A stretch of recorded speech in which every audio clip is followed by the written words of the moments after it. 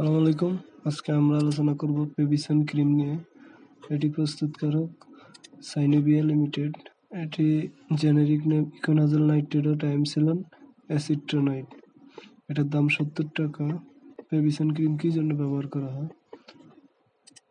পেবিসন cream সাধারণত চর্মরোগ, allergy, দাউদ, eczema ও অন্যান্য চুলকানির জন্য ব্যবহার করা হয়।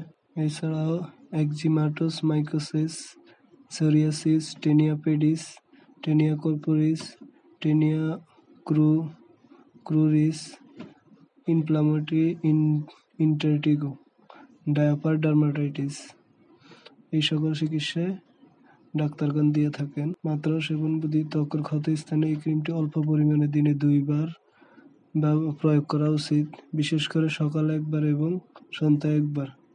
পার্শ্ব প্রতিক্রিয়া বিরল ক্ষেত্রে সাময়িক জ্বালাতন, চুলকানি ও লালতা দেখা দিতে পারে ব্যবহারের সাথে সাথে।